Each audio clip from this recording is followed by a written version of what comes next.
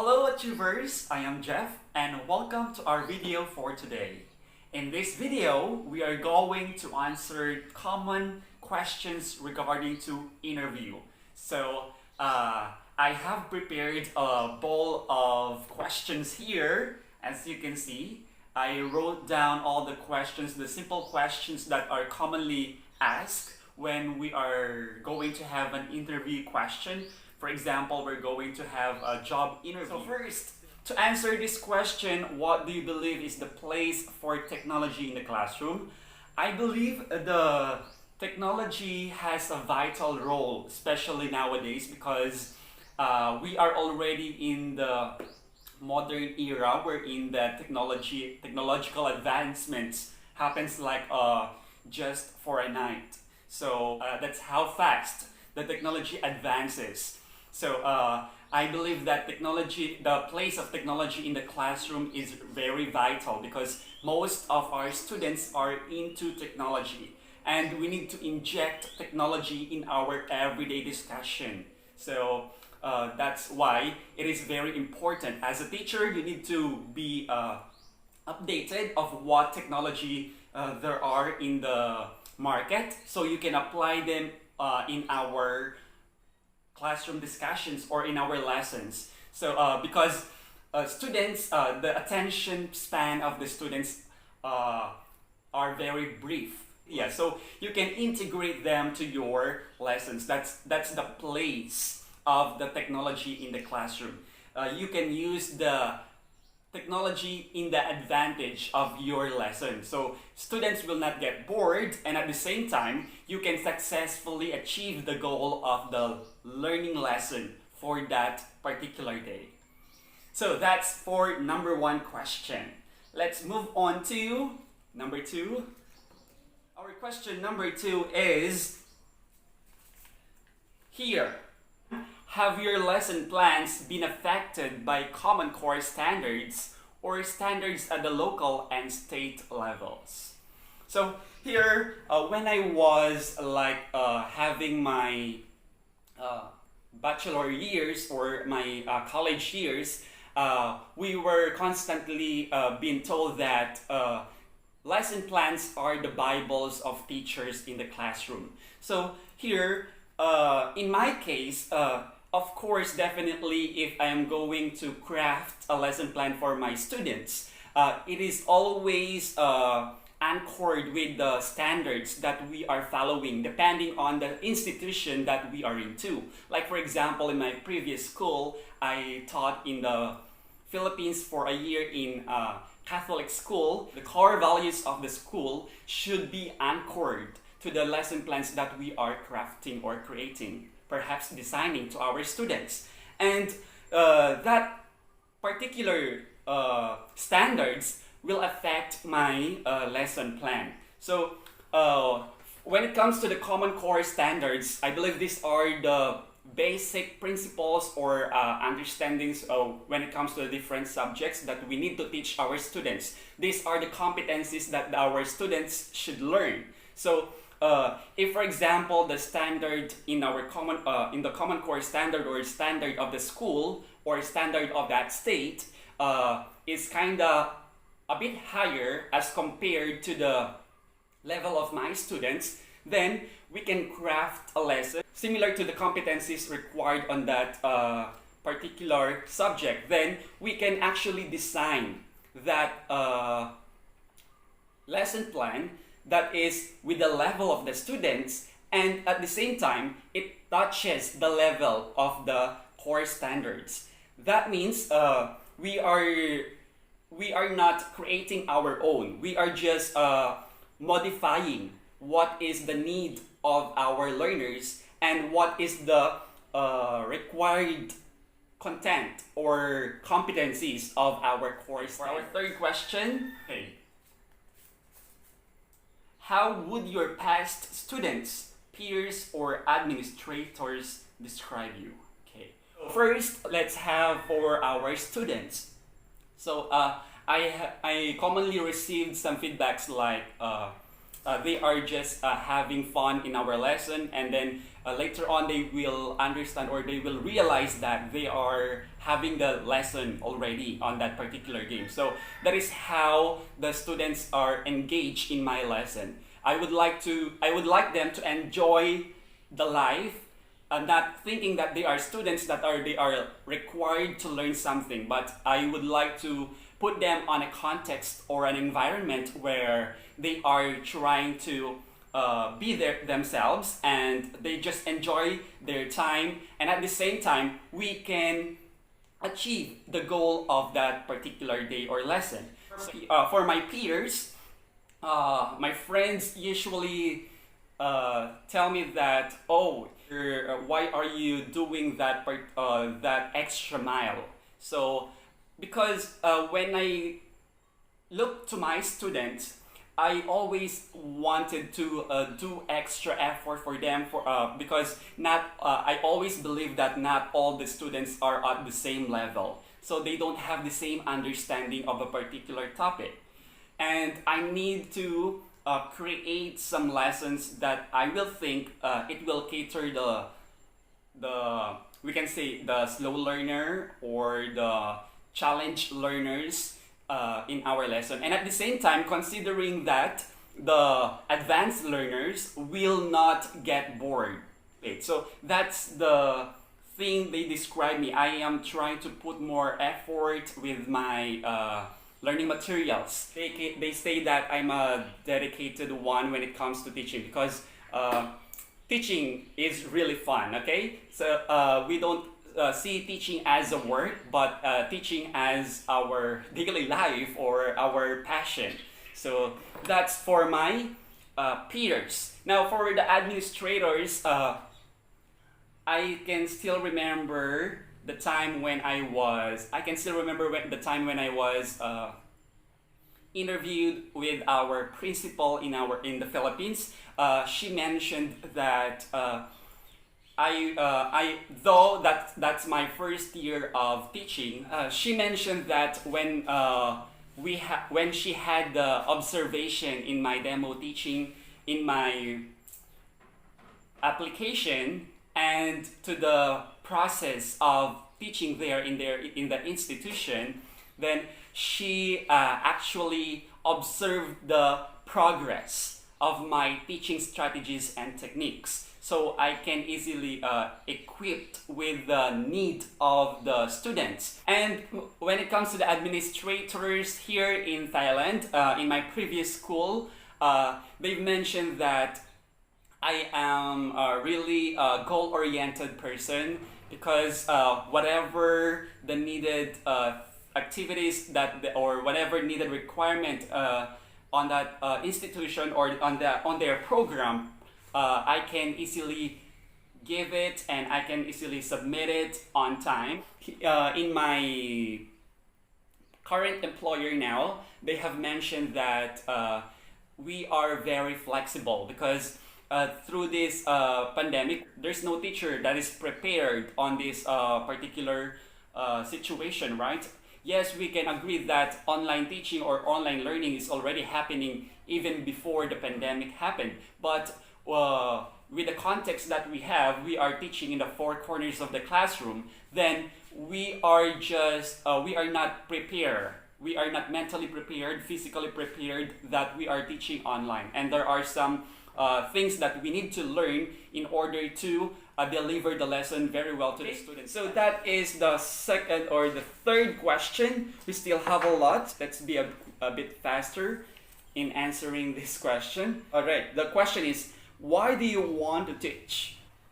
Teaching is not my first choice, all right? And during my younger years, it's not my first choice, and I didn't see myself teaching.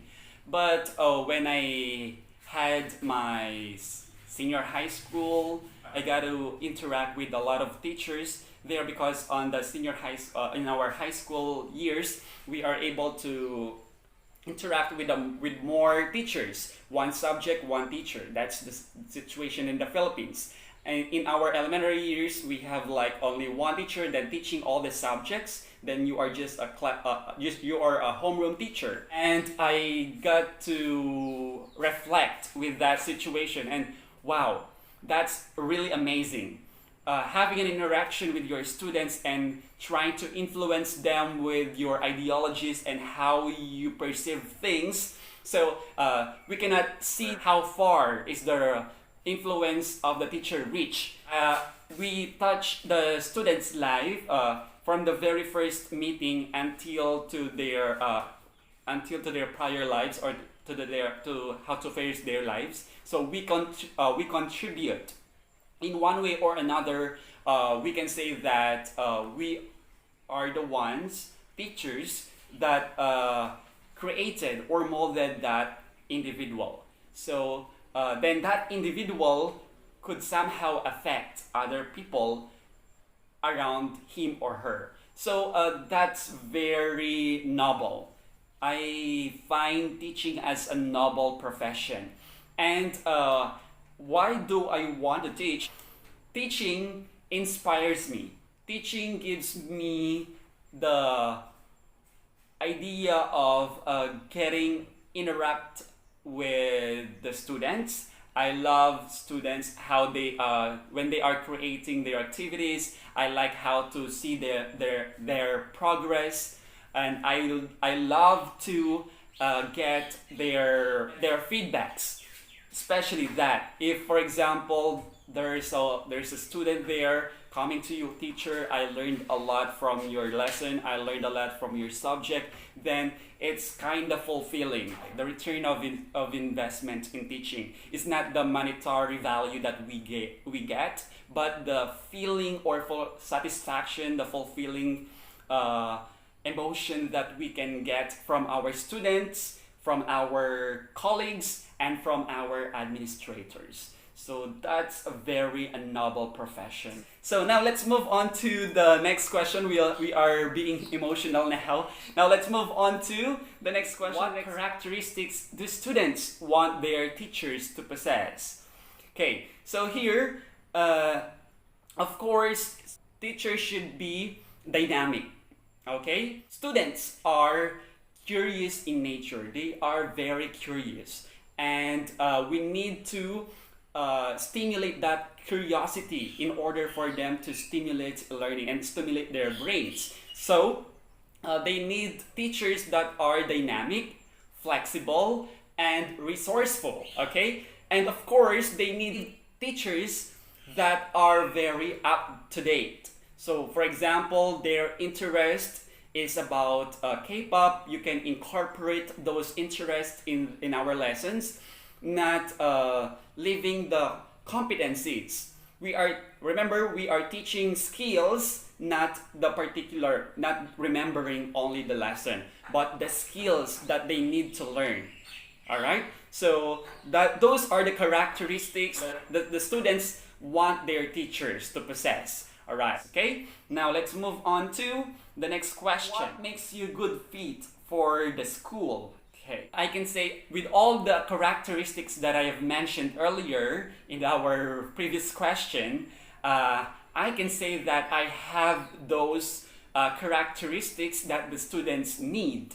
All right, so we can easily adapt to the changes. We can easily craft lessons that are relatable to the students. We are a dynamic teacher. We don't like the all a book, then presentation, then activity. We don't like that to be happen because students they get easily bored with the flow of the lesson if you are always using that particular flow. So we can put our creative minds there in crafting our lessons. So now let's move on to this one. Let me read this one. What role does discipline play in teaching, and what is your approach? Okay, when it comes to the discipline, as a teacher, we are always looking for the correct approach, the proper approach, the appropriate approach for our students. And I always remember the acid. Each student is different. There's no fixed approach or concrete approach to attack or to implement in our classroom. So here we can actually do the mixture of what students you actually have. All right, if for example your students are already good enough, then why enforce discipline? Because you already know, or you can already see discipline on their actions. So you just need to have reinforcement with that. We try to approach students based on the things that they need. We are able to use those discipline method.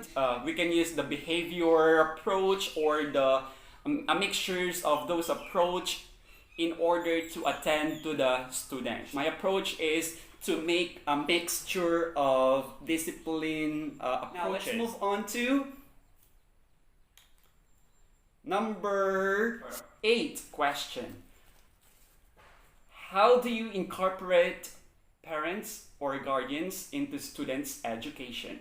Okay, so here, parents or guardians are also the stakeholders of the institution, of the school. Let them know what is the progress of our students. So in here, we can create some programs wherein students and parents are there, so they will know the performance of their child, perhaps. So for example, we can have the conversation activity, like the school will, or the class will set up a conversation day, and we will create an environment like a talk show. So the student will be the guest, and the teacher will be asking the students about the basic things that are interest, perhaps, so they can have the interaction with the teacher. And the parents are there watching their child interacting with their teacher. So from that activity or from that program, the parents will gauge the progress of their child. Aside from that, we can actually give the students report.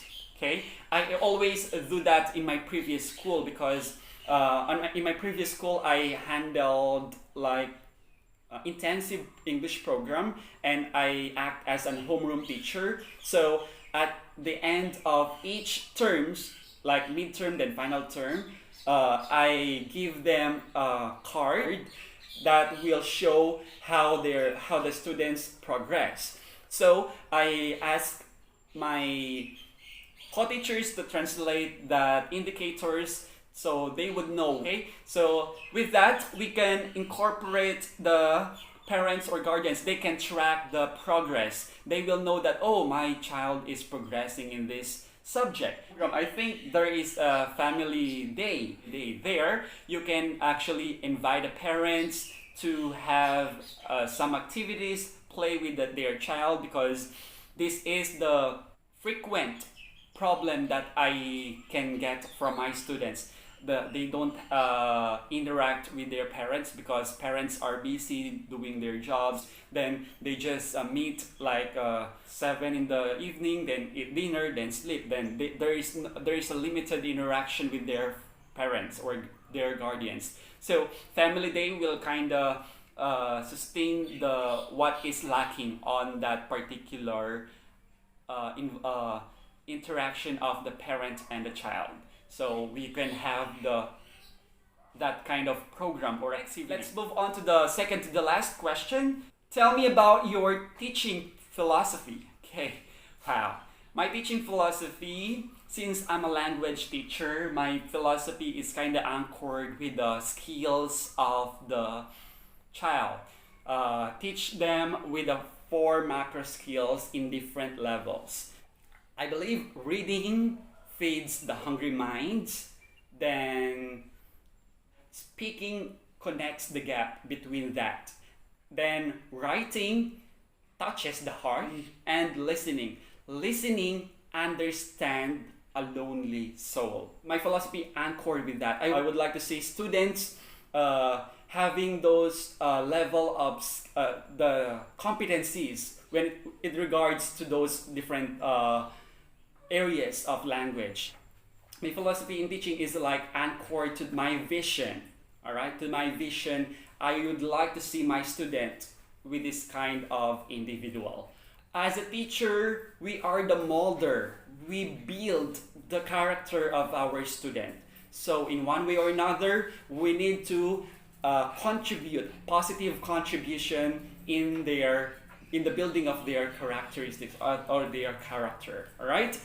Okay, we are now on the last question. The question here is, how does a teacher's personality affect their success? Wow, this one is kinda connected with my philosophy that I have talked to you earlier. Teachers play a vital role in the teaching learning process. Teacher's personality is like a big factor. All right, it's a big factor in their success of getting that competency or skill. So if you are like a happy teacher that is very accommodating, approachable, then you are able to address all the queries of your students, and that will contribute to the success of their students in understanding those lessons or acquiring those skills, perhaps. All right, so that would be all for the questions. We have already finished all the 10 questions in this video. I hope you didn't get bored watching this video, and those are my personal takes. All right, thank you so much. Sawadee Krap, and see you again in my next video. Goodbye.